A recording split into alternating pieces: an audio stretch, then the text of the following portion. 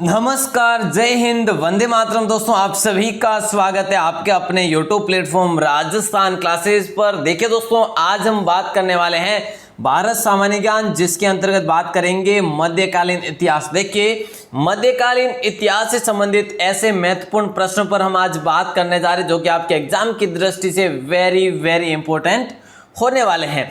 तो चलिए दोस्तों, स्टार्ट करते हैं। और आप सभी को पता है कि 1000 प्रश्न अपन भारत इतिहास से पढ़ने वाले हैं, चाहे प्राचीन इतिहास हो, चाहे आधुनिक इतिहास हो, चाहे जो मध्यकालीन इतिहास हो। चलिए तो दोस्तों, तीनों का मिश्रण करते हुए अपन 1000 की प्रश्नोत्तरी पढ़ने वाले हैं।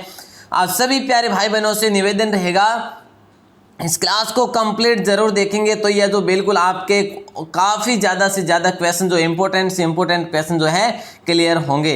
दोस्तों, अपन मध्यकालीन इतिहास की बात करें तो अपन ने 60 क्वेश्चन तक पढ़ लिया था। ठीक है, यहाँ तक तो अपन ने पढ़ लिया था कि जहांगीर के दरबार में ब्रिटेन के शासक जेम्स प्रथम का कौन सा राजदूत आया था। यहाँ तक तो अपन ने बिल्कुल पढ़ लिया था, जो कि राइट आंसर आपका ए ऑप्शन था।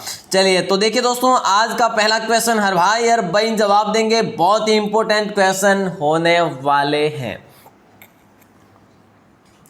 देखिए, आप में से काफी भाई बहनों ने अभी तक शेयर नहीं किया है, तो बिल्कुल शेयर वगैरह कर लीजिएगा और उसके बाद आज की क्लास को स्टार्ट करें ना।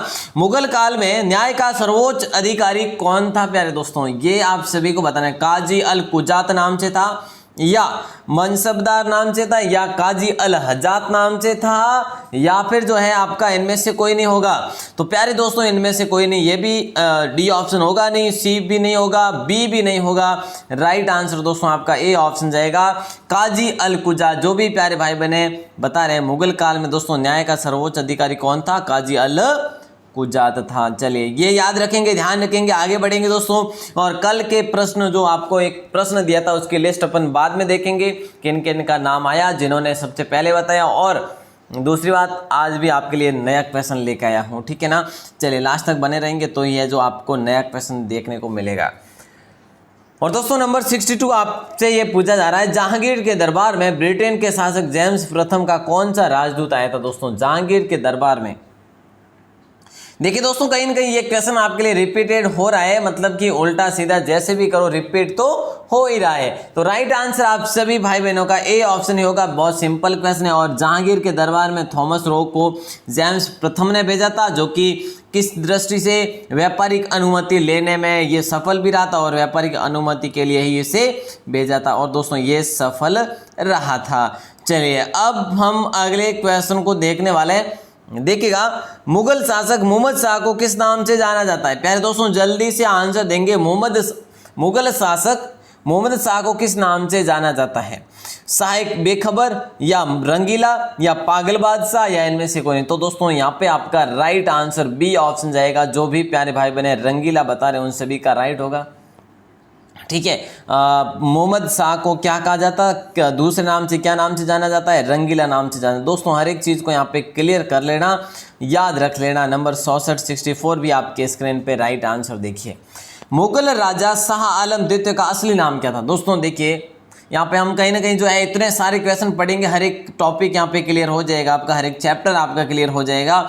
मुगल राजा शाह आलम द्वितीय का असली नाम था आलमगीर था, या अली गौहर था, या जूना खां था, या रोशन का। दोस्तों जूना खां नाम किसका था ये भी अपन बात करेंगे, लेकिन यहाँ पे आपका राइट आंसर जाएगा बी ऑप्शन के साथ, अली गौहर हो जाएगा, ठीक है ना। चलिए अगले क्वेश्चन को देखते दोस्तों। यहाँ पे जो मैं आपको आज एडवांस नहीं बता रहा हूँ, ये कहीं ना कहीं एक दूसरे से जुड़े क्वेश्चन है, इसीलिए एडवांस नहीं बता रहा हूँ, बाकी बिल्कुल है जो आगे बताने वाला हूँ, ठीक है ना। हाँ, 65 भी आपसे ये पूछा जा रहा है दोस्तों, ध्यान रखेंगे इस प्रश्न का। देखिएगा, मुगल शासक मोहम्मद शाह का असली नाम क्या था। बहुत सिंपल क्वेश्चन है। अब मोहम्मद शाह का असली नाम क्या था दोस्तों, मोहम्मद शाह को किस नाम से जाना गया, वो तो अभी अपन ने देखा, रंगीला नाम से जाना गया मोहम्मद शाह को, ठीक है।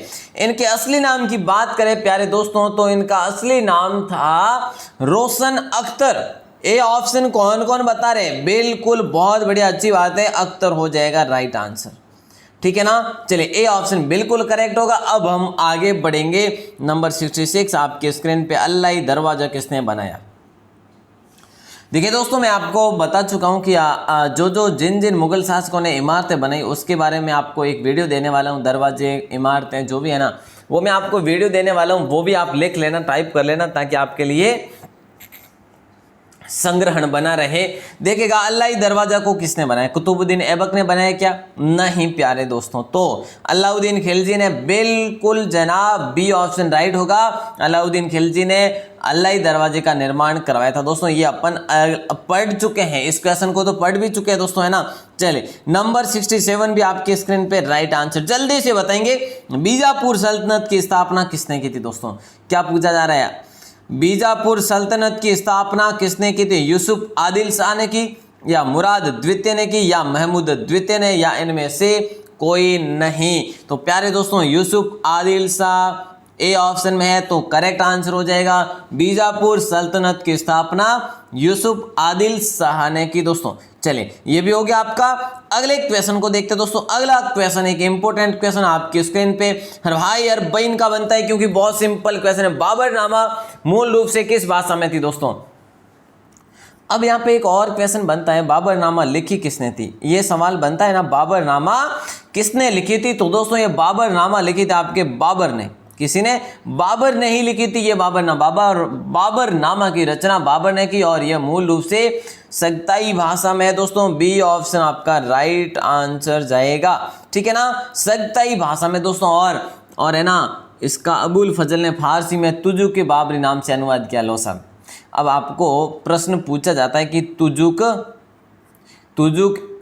तुजुक ए बाबरी, प्रश्न पूछा जाता है कि ये किसने लिखी? लेकिन दोस्तों ये लिखी नहीं, बल्कि ये अनुवाद है, ठीक है। ये अनुवाद किसका है? सगताई भाषा में जो रचित है बाबरनामा, इसी का अनुवाद है। ये क्या है दोस्तों? तुजुक ए बाबरी। किसके द्वारा अनुवाद है? अबुल फजल द्वारा।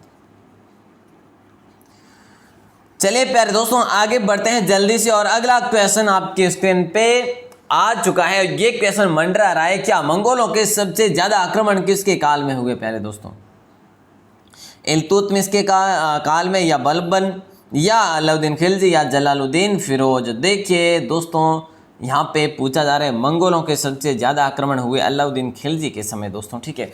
सी ऑप्शन राइट आंसर होगा दोस्तों। अलाउद्दीन खिलजी ने इन आक्रमणों से निपटने के लिए लौह और रक्त नीति अपनाई थी। कैसी? लौह और रक्त नीति, ठीक है ना, ध्यान रखेंगे। उसने राज्य को सुरक्षित रखने के लिए पुराने किलों की मरम्मत कराई, नए किलों का निर्माण कराया, ठीक है ना। तो ये दोस्तों अलाउद्दीन खिलजी के बारे में याद रखेंगे, ध्यान रखेंगे। अब तक तो अपन अलाउद्दीन खिलजी को राजस्थान जीके में पढ़ते आ रहे हैं, लेकिन यहाँ पे बिल्कुल दोस्तों राइट आंसर नंबर 70 का क्या जाएगा? कुतुब मीनार का नाम किसके नाम पर रखा गया? बख्तियार काकी के नाम पर, कुतुबुद्दीन ऐबक के नाम पर, इल्तुतमिश के नाम पर, या फिर इनमें से कोई नहीं? प्यारे दोस्तों बहुत सिंपल क्वेश्चन है। कुतुब मीनार का नाम रखा गया बख्तियार काकी के नाम पे। ए ऑप्शन करेक्ट आंसर होगा दोस्तों। क्या हो जाएगा? करेक्ट आंसर होगा। कुतुब मीनार का नाम कुतुबुद्दीन बख्तियार काकी, देखिए कुतुबुद्दीन इनका भी पूरा नाम है, कुतुबुद्दीन बख्तियार काकी के नाम पर रखा गया, जो सूफी संत थे दोस्तों। कौन थे? ये एक सूफी संत थे। और दोस्तों कुतुब मीनार को इल्तुतमिश ने पूर्ण करवाई। ये इल्तुतमिश आपको देख रहे हैं ना, ये इन्होंने इसका निर्माण पूर्ण करवाया दोस्तों, ठीक है। चलिए अब हम आगे बढ़ते हैं। नंबर 71 भी आपके स्क्रीन पे राइट आंसर जल्दी से बनता है। पूरी तरह से अरबी सिक्के भारत में सर्वप्रथम किसने चलाए दोस्तों? किसने चलवाए? राइट आंसर कुतुबुद्दीन ऐबक ने, इल्तुतमिश ने, रजिया सुल्तान ने, बलबन ने। राइट आंसर दोस्तों जाएगा आपका, जल्दी से आंसर बनेगा सभी का, और बी ऑप्शन राइट आंसर होगा इल्तुतमिश ने सर्वप्रथम पूरी तरह से अरबी सिक्के चलाए दोस्तों। कैसे? अरबी सिक्के। उसने चांदी का टंका, तांबे का जीतल चलवाया दोस्तों। ये तो अपन पहले भी बात कर चुके हैं। अगला क्वेश्चन भी आपके स्क्रीन पे राइट आंसर जाएगा किसके साथ दोस्तों? न्यू क्वेश्चन आपके स्क्रीन पे। कुलीन प्रथा को बंगाल में किसने शुरू किया था? कितना शानदार क्वेश्चन हो सकता है। कुलीन प्रथा को बंगाल में किसने शुरू किया था? हेमंत सेन ने शुरू किया, या वल्लाल सेन ने शुरू किया, या सुरसेन ने? तो प्यारे दोस्तों बहुत सिंपल, राइट आंसर जाएगा बी ऑप्शन के साथ, वल्लाल सेन। वल्लाल सेन दोस्तों बंगाल का एक राजा था, जो सैन वंश का राजा था। बंगाल का राजा था ही था, लेकिन ये सैनी राजा था, मतलब सैन वंश का। दोस्तों सैन वंश की नींव किसने रखी, ये भी अपन बात करने वाले हैं। उसने बंगाल में कुलीन प्रथा को शुरू किया दोस्तों, और बढ़ावा भी दिया। राइट आंसर जाएगा आपका बी ऑप्शन के साथ। जल्दी से बढ़ते हैं आगे। नंबर 73 आपकी स्क्रीन पे। देखिएगा, गुजरात के राजा भीमदेव द्वितीय ने किस आक्रमणकारी को हराया? कितना शानदार क्वेश्चन है दोस्तों। राइट आंसर, गुजरात के राजा भीमदेव द्वितीय ने किस आक्रमणकारी को हराया? महमूद गजनवी को या मोहम्मद गौरी को? दोस्तों मोहम्मद गौरी हो जाएगा राइट आंसर आपका। ठीक है, आगे बढ़ने की आवश्यकता ही नहीं है। गुजरात के राजा भीमदेव द्वितीय ने आबू पर्वत के पास, कहाँ पे? आबू पर्वत, अपने मतलब राजस्थान के आबू पर्वत के पास मोहम्मद गौरी को हराया। उसका मार्गदर्शन उसकी माँ कायम देवी ने किया। दोस्तों किसका? इसका भीमदेव द्वितीय का मार्गदर्शन जो किया उनकी माँ का नाम था कायम देवी। ठीक है ना, बिल्कुल दोस्तों। अब हम आगे बढ़ेंगे और मोहम्मद गौरी को पकड़ लिया गया किंतु बाद में छोड़ दिया। यही तो अपनी कमी थी। चलिए दोस्तों, 74 आपकी स्क्रीन पे, मतलब कि मानवता थी। चलिए दोस्तों, 74 आपकी स्क्रीन पे राइट आंसर जाएगा चर्या पद की रचना जो कि ये किसने की थी? योगाचारी ने, महासिद्ध ने, शक्यपा ने या चार्य पुरुष ने? राइट आंसर दोस्तों जाएगा महासिद्ध के साथ, बी ऑप्शन बिल्कुल करेक्ट होगा। चर्या पद की रचना दोस्तों 10वीं शताब्दी में की गई दोस्तों। ठीक है ना, ध्यान रखेंगे, 10वीं शताब्दी में की गई, जिसकी रचना महासिद्ध ने की। इसकी रचना पाल वंश के दौरान की गई। किसके दौरान? पाल वंश दौरान। चलिए प्यारे दोस्तों, आगे बढ़ते हैं, अगले क्वेश्चन को देखते हैं। अगला कैसा आता है क्वेश्चन? ये रहा आपका अगला क्वेश्चन, एक महत्वपूर्ण प्रश्न दोस्तों आपकी स्क्रीन पे। सोलंकी वंश की राजधानी कहाँ थी ये बताना है। दोस्तों देखिए, 2-4 क्वेश्चन अगले आपके लिए थोड़े से जो थे वो उसमें क्या था, उसमें आपका एडवांस नहीं था, लेकिन एडवांस तो पढ़ना पड़ेगा ना। सोलंकी वंश की राजधानी कहाँ थी? वेरावल थी, अहिलवाड़ थी या फिर भरूच थी या कर्णावती थी? प्यारे दोस्तों यहाँ पे आपका 75 का राइट आंसर जाएगा अहिलवाड़। ठीक है ना, चले बी ऑप्शन राइट होगा। लेकिन सोलंकी वंश गुजरात पर राज्य करने वाला एक प्राचीन वंश था दोस्तों। जो सोलंकी वंश था गुजरात पर राज्य करने वाला एक प्राचीन वंश था, और जहाँ की राजधानी जो थी ना वो अहिलवाड़ थी। और दोस्तों इस वंश का सर्वाधिक श्रेष्ठ राजा कौन था? वो था मूलराज था दोस्तों। ठीक है ना, चलिए अब अगले क्वेश्चन को देखते हैं। 76 भी आपकी स्क्रीन पे राइट आंसर। आलाखंड किस युद्ध से संबंधित है दोस्तों? आलाखंड जो है ये किस युद्ध से संबंधित है? मतलब कि महोबा की युद्ध से संबंधित, या चंदावर युद्ध से संबंधित, या तराइन के प्रथम युद्ध या तराइन के द्वितीय युद्ध से संबंधित? देखिए दोस्तों, आपने सुना क्या तराइन के युद्ध में? नहीं दोस्तों, ये तो अपन ने दोनों पढ़े, क्योंकि पृथ्वीराज चौहान जो अजमेर से थे ना, इसीलिए अपन ने ये तो पढ़ा है। तो दोस्तों चंदावर का युद्ध नहीं होगा, महोबा का युद्ध हो जाएगा। देखिए आलाखंड में परदिदेव मतलब परमल के पृथ्वीराज से, देखिए दोस्तों आलाखंड के थे कौन? परदिदेव, इसीलिए यहां से संबंधित हो गया ना, है ना। तो इन दोनों के बीच में युद्ध हुआ था दोस्तों 1182 में। ठीक है ना, किस किस के बीच? परमल और पृथ्वीराज चौहान के बीच में 1182 में युद्ध हुआ। इसकी रचना दोस्तों जगनिक नामक कवि ने की थी। चलिए दोस्तों आगे बढ़ते हैं, अगले क्वेश्चन को देखते हैं। अगला क्वेश्चन आपकी स्क्रीन पे।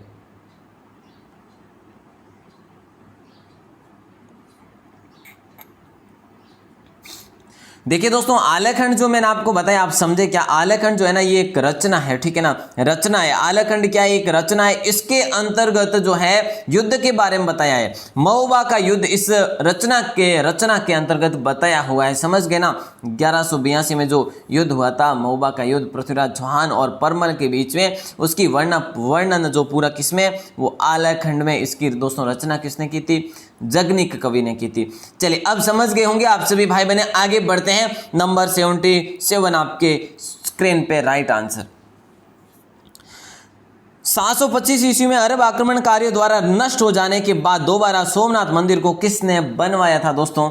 राइट आंसर क्या जाएगा? मिहिर भोज, नागभट्ट द्वितीय, नागभट्ट प्रथम, भीमदेव। दोस्तों बहुत सिंपल क्वेश्चन है, राइट आंसर जाएगा नागभट्ट द्वितीय दोस्तों। ठीक है, सी ऑप्शन। 725 ईस्वी में अरब आक्रमणकारियों ने सोमनाथ मंदिर को तोड़ दिया था, जिसे नागभट्ट द्वितीय ने 815 ईस्वी में दोबारा बनवाया दोस्तों। ठीक है ना, और 1024 ईस्वी में महमूद गजनवी ने दोबारा तोड़ दिया था। बात वहीं की वहीं रह गई थी, लूट पाट भी कर लेती 1024 में। ठीक है ना, ये किसने? गजनवी ने दोस्तों।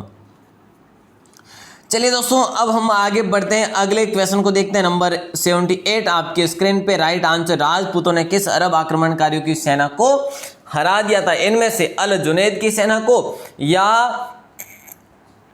दोस्तों अरब आक्रमणकारी की बात हो रही, अल जुनैद, महमूद गजनवी, मोहम्मद बिन कासिम, या इनमें से कोई नहीं। राइट आंसर क्या जाएगा? देखिए दोस्तों, जल्दी से बताएंगे तो बिल्कुल सिंपल क्वेश्चन है, ए ऑप्शन आपका राइट आंसर होगा, अल जुनैद होगा, ठीक है ना। चलिए देखिए दोस्तों, गुर्जर प्रत्यार वंश के राजा थे कौन? नागभट्ट प्रथम। नागभट्ट प्रथम ने युद्ध में अरब आक्रमणकारी जो था वो था अल जुनैद। अल जुनैद को हराकर वापस भेजा था। दोस्तों कौन था ये था नागभट्ट प्रथम। अगला क्वेश्चन आपके स्क्रीन पे ये रहा 79। निम्नलिखित राजपूत वंशों में कौन सा अग्निकुल से नहीं है? दोस्तों देखिए दोस्तों, जल्दी से बताएंगे, निम्नलिखित राजपूत वंशों में से कौन सा अग्निकुल से संबंधित नहीं है? प्रतिहार है दोस्तों, ठीक है, परमार है, चौहान है, एक और यहाँ पे आता है सोलंकी। दोस्तों चार जो माने जाते हैं अग्निकुल, अग्निकुंड से मतलब कि ये माने जाते हैं दोस्तों, ठीक है, अग्निकुल कहो या अग्निकुंड कहो। दोस्तों कछवा जो है ये नहीं माने जाते, तो दोस्तों डी ऑप्शन राइट होगा। कछवा जी की जगह कौन सा है? सोलंकी आ जाएगा। तो प्यारे दोस्तों, ये अपन ने बात की थी, सॉरी देखिए दोस्तों, चालुक्य नहीं आया ना, सोलंकी नहीं बल्कि चालुक्य आएगा यहाँ पे, ठीक है। एक तो प्रत्यार, एक परमार, एक चौहान, एक चालुक्य दोस्तों, ठीक है ना। यहाँ पे मेरे से भी मिस्टेक होगी। देखिए दोस्तों, चार जो अग्निकुल से उत्पन्न हुए थे वो कौन कौन से? प्रत्यार, परमार, चौहान और चालुक्य, न कि जो कछवा होगा दोस्तों, ठीक है। सोलंकी भी नहीं होगा यहाँ पे। दोस्तों अगले क्वेश्चन की ओर बढ़ते हैं। अगला जो क्वेश्चन दोस्तों, कहा जाता है कि मुनि वशिष्ठ ने जो यज्ञ किया था आबू पर्वत पर, वहां से जो चार योद्धा उत्पन्न हुए थे ये है प्रतिहार, परमार, चौहान और चालुक्य। नंबर 80 नंबर क्वेश्चन भी आपके स्क्रीन पे। चचनामा कहाँ के इतिहास से संबंधित है? कश्मीर के, सिंध के, या गुजरात के, या राजस्थान के? दोस्तों सिंध हो जाएगा ना यहाँ पे, तो बी ऑप्शन राइट होगा सभी का। बहुत सिंपल क्वेश्चन है। तो देखिए चचनामा जो है दोस्तों सिंध के इतिहास से संबंधित पुस्तक है ये ये क्या है? ये पुस्तक है दोस्तों, ठीक है। और जो दोस्तों ये चच थे ना, ये कौन थे? ये सिंध के एक राजा थे दोस्तों, ठीक है। और साम्राज्य जो था ये भारत, पाकिस्तान, अफगानिस्तान और ईरान के क्षेत्र में इनका ये फैला हुआ था, जिसकी राजधानी, इसकी राजधानी क्या थी दोस्तों? इसकी राजधानी थी ब्राह्मणाबाद, ठीक है। क्या थी? ब्राह्मणाबाद, ठीक है। ये क्या थी? ये राजधानी थी इसकी। चलिए दोस्तों आगे बढ़ते हैं। इसका राज्य विस्तार की बात करें तो भारत, पाकिस्तान, अफगानिस्तान और ईरान पूरा क्षेत्र जो था ये इसी का था दोस्तों। नंबर 81 आपके स्क्रीन पे आ चुका है। देखिए मनसबदारी प्रथा कहां से ली गई? दोस्तों जल्दी से आंसर देंगे। मनसबदारी जो प्रथा है मोरक्को से, मंगोलिया से, या ईरान से, या इराक से? दोस्तों राइट आंसर जल्दी से बताएंगे, बी ऑप्शन राइट होगा, मंगोलिया होगा। मनसबदारी प्रथा मुगल काल में प्रचलित थी और यह मूल रूप से मंगोलिया की ही थी दोस्तों, ठीक है। मनसबदारी यहाँ तो देखिए मुगल काल में प्रचलित थी अपने तो, लेकिन ये मूल रूप से मंगोलिया की थी और भारत में इसकी शुरुआत की थी दोस्तों। समझ गए ना? चलिए अब हम आगे बढ़ते हैं, अगले क्वेश्चन को देखते हैं। और अगला क्वेश्चन 82 आपके स्क्रीन पे। पहली बार किस मुस्लिम राजा ने हज यात्रा राज्य खर्चे पर करने का ऐलान किया? मतलब कि हज यात्रा को राज्य खर्चे पर करने का ऐलान किया। राइट आंसर दोस्तों बहुत सिंपल, ए ऑप्शन जाएगा, अकबर हो जाएगा दोस्तों। पहली बार अकबर ने हज यात्री को अपने राज्य के खर्चे पर भेजा दोस्तों। यही जो शासक था मुगल शासक पहला, ठीक है। नंबर 83 आपके स्क्रीन पे राइट आंसर जल्दी से आएगा। देखिए 83 ये पूछा जा रहा है प्यारे दोस्तों कि विजयनगर साम्राज्य में सर्वाधिक आयात की जाने वाली वस्तु जो थी ना वो कौन सी थी? क्या पूछा जा रहा है? बड़ा शानदार क्वेश्चन है, कृष्ण देव राय वाली, ठीक है, कृष्ण राय देव कहो। तो दोस्तों विजयनगर साम्राज्य में सर्वाधिक आयात की जाने वाली वस्तु का नाम था घोड़े, ठीक है। सी ऑप्शन राइट आंसर था दोस्तों, ठीक है ना। देखिए विजयनगर साम्राज्य में सर्वाधिक आयात घोड़े का किया जाता था, जिसमें घोड़सवारी सेना को सुधारा जा सके, ठीक है। चलिए दोस्तों अब हम आगे बढ़ेंगे, अगले क्वेश्चन को देखेंगे। 84 भी आपकी स्क्रीन पे दोस्तों, जल्दी से आंसर बनेगा और बनता है। दिल्ली सल्तनत के दौरान बरीद किसे कहा जाता था दोस्तों? बरीद नाम से दिल्ली सल्तनत के दौरान किसे कहा जाता था? देखिए, समाचार वाहक या जासूस हो जाएगा ए ऑप्शन में, बी ऑप्शन दुकानदार, सी ऑप्शन व्यापारी, डी ऑप्शन कलाकार। दोस्तों ए ऑप्शन आपका राइट आंसर है, ठीक है। दिल्ली सल्तनत के समय जासूसों या समाचार वाहकों को बरीद कहा जाता था दोस्तों।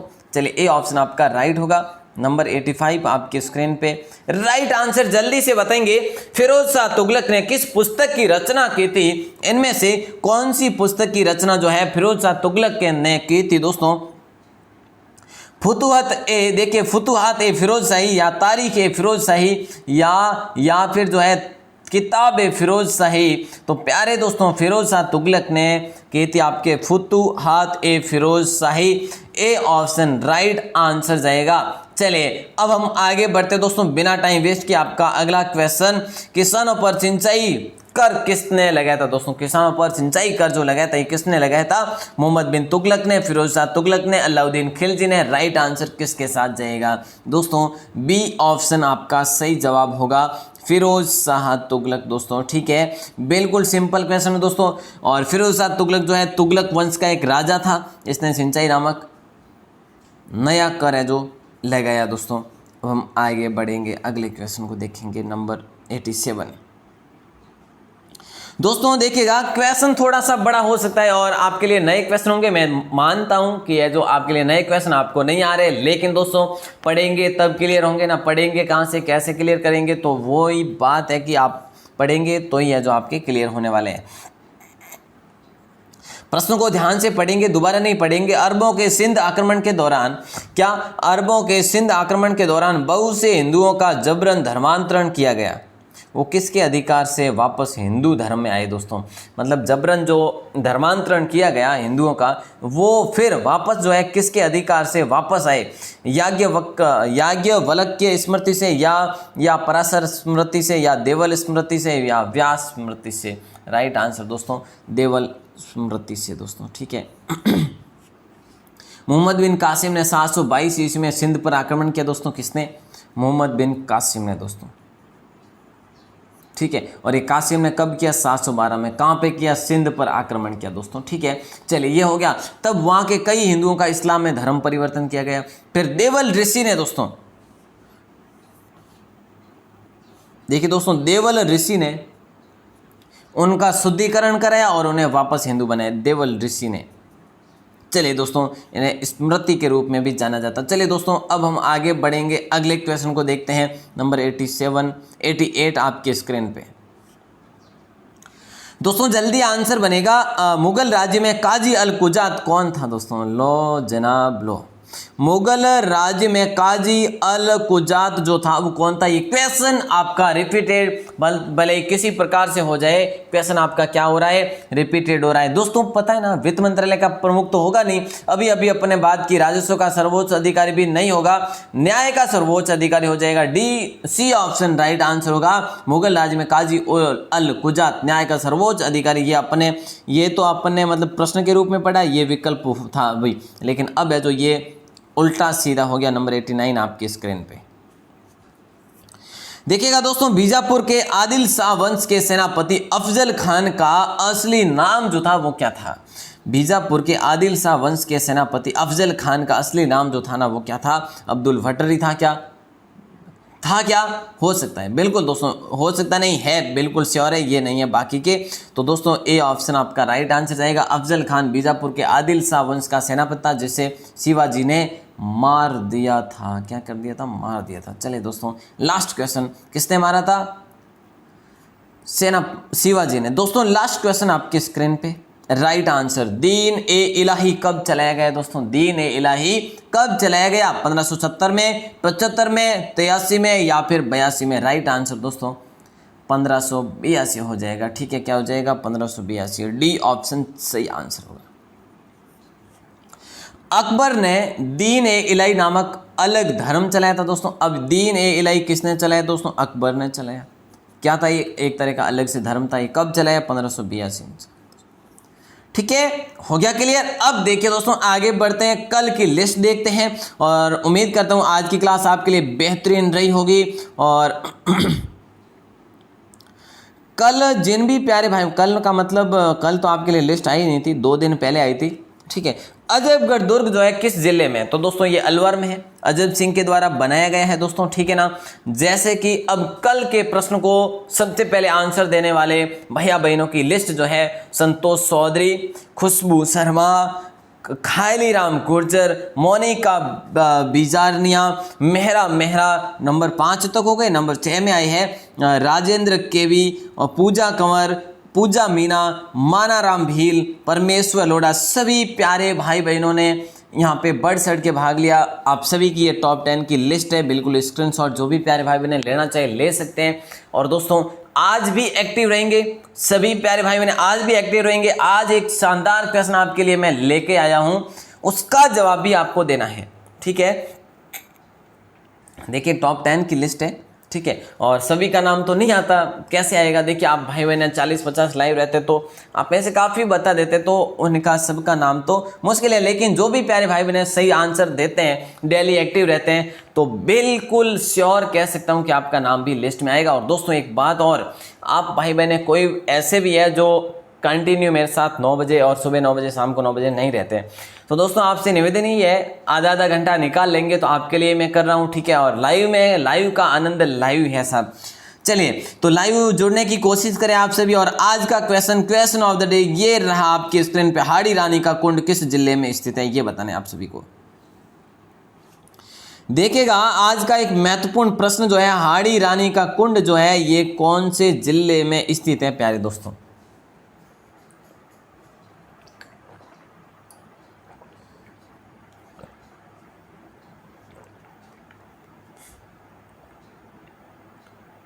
जल्दी से आंसर बता देंगे दोस्तों। चलिए हो गया होगा, उम्मीद करता हूं दोस्तों आप सभी ने बता दिया होगा। अब बिल्कुल दोस्तों मैं चलता हूं और कल आपके लिए ये क्वेश्चन देने वाला हूं, ख्वाजा मोइनुद्दीन चिश्ती की दरगाह कहां पे है। लेकिन दोस्तों कल अपन ये पढ़ेंगे सुबह, और आज शाम को दोस्तों राजस्थान जीके पढ़ने वाले, दुर्गों से संबंधित महत्वपूर्ण प्रश्न पढ़ने वाले। आप सभी से निवेदन रहेगा, 1 लाइनर क्वेश्चन लेके आने वाला हूं और आ जाना लाइव, महत्वपूर्ण प्रश्न होंगे। और दोस्तों राजस्थान पुलिस, पटवा, रीड, जिस भर्ती परीक्षा की आप तैयारी करें मेरे साथ जुड़े रहें। और दिल्ली पुलिस परीक्षा की तैयारी कर रहे हैं तो सुबह की ये वाली क्लास कभी मिस ना करना दोस्तों। चलिए आप सभी का प्रेमपूर्ण बहुत बहुत आभार, धन्यवाद। आपका स्नेह, आपका विश्वास ऐसे ही आपके अपनी क्लासेस के साथ बना रहे। क्लास कैसे लगी बाहर आके कमेंट सेक्शन में अपनी राय जरूर देवें। धन्यवाद।